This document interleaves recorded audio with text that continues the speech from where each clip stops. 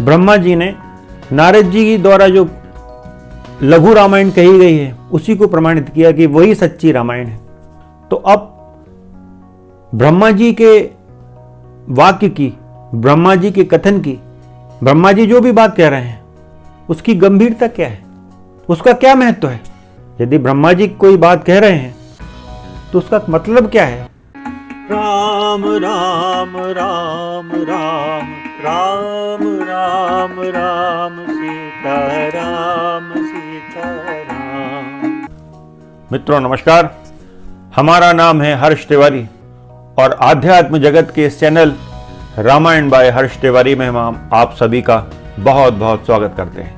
नारद जी की जो लघु रामायण है जो वाल्मीकि जी को सुनाई है उसको आप इन चित्रों के माध्यम से देख सकते हैं। श्लोक क्रमांक 1 से श्लोक क्रमांक 100 तक ये आप चित्र के माध्यम से देखिए।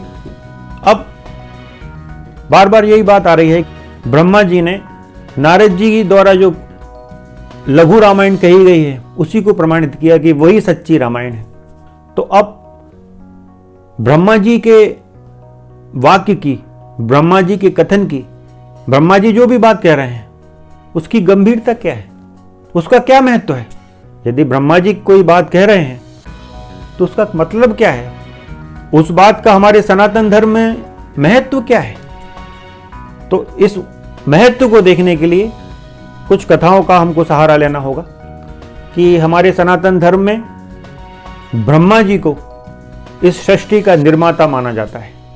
भगवान श्री विष्णु सृष्टि का पालन करते हैं और भगवान शंकर अपने महाकाल रूप में सृष्टि का संहार करते हैं। उस परब्रह्म परमात्मा ने इन त्रिदेवों का यही कार्य निर्धारित किया है।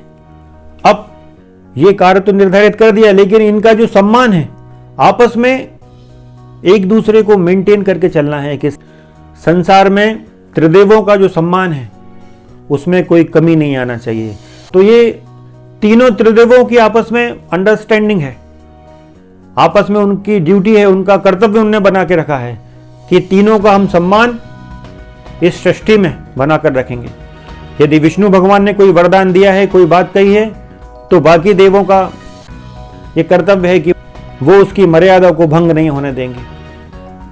ऐसे यही बात शंकर जी पे लागू होती है, यही बात ब्रह्मा जी पे लागू होती है कि यदि ब्रह्मा जी ने कोई बात कह दी तो उसकी मर्यादा की स्थापना करना, उसकी मर्यादा की रक्षा करना भगवान विष्णु का भी कर्तव्य है, भगवान शिव का भी कर्तव्य है। और केवल ये त्रिदेवी आपस में इस दायित्व से बंधे हुए नहीं है, समस्त देवी देवता उनका दायित्व है कि यदि ब्रह्मा जी ने कोई वरदान दिया है, कोई कथन किया है, विष्णु भगवान ने कुछ कहा है, शंकर जी ने कुछ कहा है, तो उस बात को निभाना, उस आशीर्वाद को निभाना, उस वरदान को निभाना सारे देवी देवताओं का कर्तव्य है। अनेक पौराणिक कथाएं इस बात को सिद्ध करती हैं, लेकिन चूंकि बात इस समय वाल्मीकि रामायण की हो रही है तो वाल्मीकि रामायण में कुछ प्रसंग आते हैं, उन्हीं की चर्चा की जाए। तो एक बड़ा महत्वपूर्ण प्रसंग आता है देवता दानव युद्ध का, महासंग्राम का, कि देव दानव युद्ध हुआ। उसमें एक समय क्या होता है कि दानवों की पराजय होने लगती है, रावण जो है वो पराजित होने लगता है, देवता लोग विजयी होने लगते हैं। तब ऐसी स्थिति में मेघनाद देखता है देवताओं की जीत होने वाली है और दानव और राक्षस पराजय के मुंह के बिल्कुल पास आके खड़े हो गए हैं। तो वो अपनी माया के द्वारा, छद्म युद्ध विद्या के द्वारा वो इंद्र को बंदी बना लेता है। और इंद्र को जब बंदी बना लेता है तो देवताओं की पराजय हो जाती है अकस्मात और राक्षसों की विजय हो जाती है। इस कारण मेघनाद को इंद्रजीत भी कहा जाता है, इसी घटना के कारण। और वो इंद्र को कैद करके लंका ले जाता है। फिर जब बाद में ब्रह्मा जी आते हैं तो ब्रह्मा जी मेघनाद से कहते हैं कि भाई तुमने इंद्र को कैद में रख लिया है तो इससे प्रकृति की व्यवस्था भंग हो रही है, तो इंद्र को कैद से छोड़ो। तो इंद्र को कैद से छोड़ने के लिए मेघनाद बात तो मान जाता है, लेकिन वो कुछ वरदान मांगता है। तो ब्रह्मा जी सहर्ष उसको वरदान देते हैं। तो उन वरदानों में मेघनाद जो है ब्रह्मास्त्र की विद्या, ब्रह्मास्त्र की दीक्षा ग्रहण करता है और भी एक दो कुछ वरदान वो ब्रह्मा जी से लेता है, ब्रह्म शक्ति को प्राप्त करता है। ब्रह्मा जी की बात मान के इंद्र को छोड़ देता है। अब दूसरा एक उदाहरण आता है रामायण में ही कि रावण जो है वो एक अप्सरा के साथ दुष्कर्म कर देता है। रावण जो है परम दुष्कर्मी व्यक्ति है।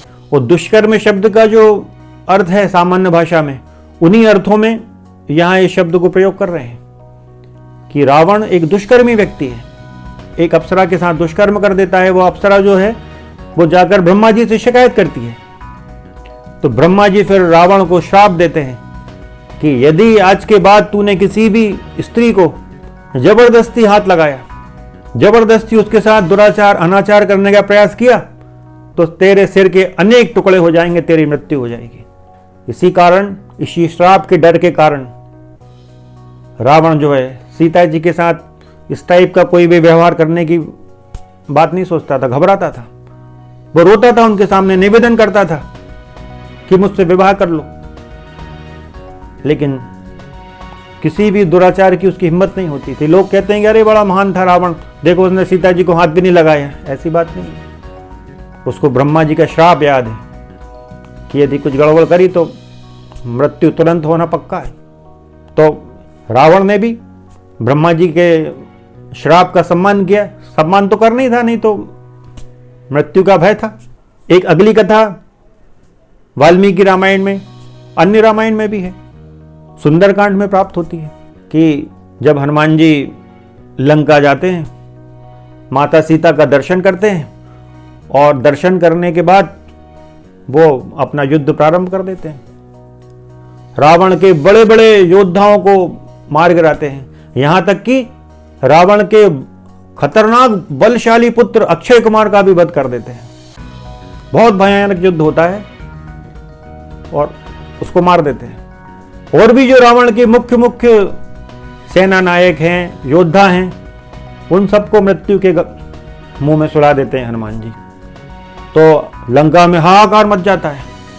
हनुमान जी लंका अस्त व्यस्त कर देते हैं, त्रस्त कर देते हैं। तो बड़ा अपमानजनक है रावण के लिए। तो ऐसी स्थिति में फिर रावण मेघनाद को भेजता है, इंद्रजीत को। इंद्रजीत जब युद्ध करने के लिए आता है हनुमान जी से, तो दोनों के बीच में भीषण युद्ध होता है। लेकिन मेघनाद समझ जाता है कि इस व्यक्ति को, ये वानर को जीतना संभव नहीं है, आज मेरी पराजय पहली बार निश्चित है।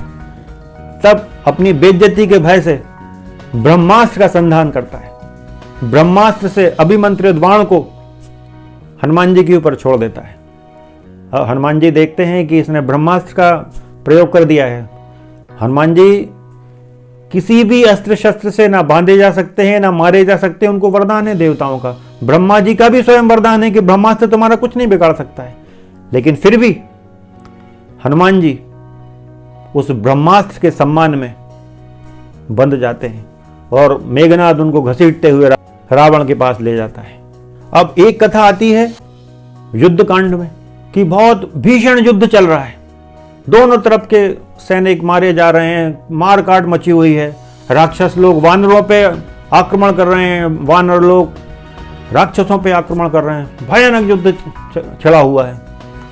लेकिन वानरों का पलड़ा भारी हो जाता है, राक्षसों की हार दिखने लगती है रावण को।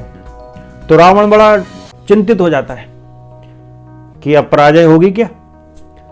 तो इंद्रजीत खड़ा होता है, मेघनाद कहता है कि पिताजी, मेघनाद के होते हुए आप क्यों टेंशन लेते हो? ये शोक, ये चिंता आपको शोभा नहीं देती। आप मुझे आदेश करें, मुझे सेवक अवसर दें, देखिए मैं क्या कमाल दिखाता हूं। और उस दिन मेघनाद युद्ध के लिए जाता है तो वो क्या करता है कि अपने सारे अस्त्र शस्त्रों को, अपने धनुष को, बाणों को, अपने रथ को भी ब्रह्मास्त्र से अभिमंत्रित करता है और बहुत भयानक युद्ध करता है। अपने आप को वो आकाश में छुपा लेता है माया द्वारा। छद्म युद्ध का वो एक्सपर्ट है। तो आकाश से लाखों की तादाद में बाणों की वर्षा हो रही है, लेकिन कोई दिखाई नहीं दे रहा है। तो वो सारे बाण वानरों को चोटिल कर रहे हैं, उनको घायल कर रहे हैं। तो उन बाणों से चोटिल होके धड़ाधड़ वानर गिरते जा रहे हैं। हजारों की तादाद में वानर मारे जा रहे हैं। बहुत रक्तपात मचाता है मेघनाद। जब वानरों की दुर्गति हो जाती है तब फिर वो भगवान श्री राम और लक्ष्मण की तरफ अपने बाणों का मुंह कर देता है। तो जब मेघनाद के बाण भगवान श्री राम और लक्ष्मण की ओर आते हैं तो भगवान लक्ष्मण जी से कहते हैं कि लक्ष्मण, ये जो बाण मेघनाद द्वारा चलाए जा रहे हैं, ये छद्म विद्या द्वारा, ये ब्रह्मास्त्र से अभिमंत्रित बाण है। अब चूंकि ब्रह्मास्त्र से अभिमंत्रित हैं तो हम ब्रह्मा जी का अपमान तो कर नहीं सकते, तो चुपचाप मेरे बाजू में खड़े होके इन बाणों को सहो, इनके कष्ट को सहो, इनकी चोट को सहो। हम आज धनुष बाण नहीं उठाएंगे, और जब हम बाण खा खा के मूर्छित होकर गिर जाएंगे तब इस दुष्ट राक्षस को लगेगा कि हम लोगों के प्राण निकल गए हैं, तभी ये हमारा पीछा छोड़कर जाएगा। तो भगवान सहते रहे। मेघनाद के बाण आकर दोनों भाइयों को चोटिल करते रहे और थोड़ी देर बाद वो गिर जाते हैं। तो भगवान सहते रहे। मेघनाद के बाण आकर दोनों भाइयों को चोटिल करते रहे और थोड़ी देर बाद वो गिर जाते हैं। लेकिन भगवान ब्रह्मास्त्र का अपमान नहीं करते, उसकी चोट खाना सहन करते हैं दोनों भाई, लेकिन वो ब्रह्मास्त्र का पूरा सम्मान करते हैं। तो आपने देखा कि कितना सम्मान है ब्रह्मा जी का। यहां ब्रह्मास्त्र का सम्मान नहीं, किसी अस्त्र का सम्मान नहीं, वो शक्ति का सम्मान हो रहा है जो ब्रह्मा जी हैं। तो राम तो साक्षात पूर्ण ब्रह्म है, वे ब्रह्मा जी को इतना आदर दे रहे हैं।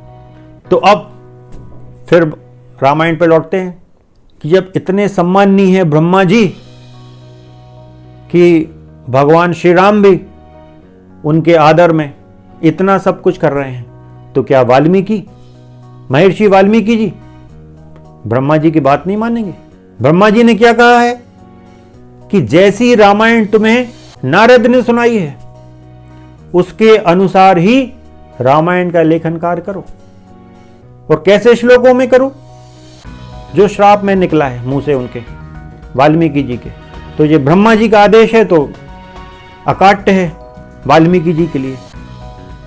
वाल्मीकि जी इस आदेश के विरुद्ध कार्य नहीं कर सकते। और जैसा कि हमने निवेदन किया कि नारद जी की जो लघु रामायण है उसमें कहीं भी ना तो सीता परित्याग का कोई जिक्र आता है, कोई संदर्भ आता, कोई प्रसंग आता है, ना ही लव कुश का नाम आता है। लव कुश के जन्म की तो बात छोड़ो, नाम भी नहीं है। राम राम राम राम राम राम राम सीता राम सीता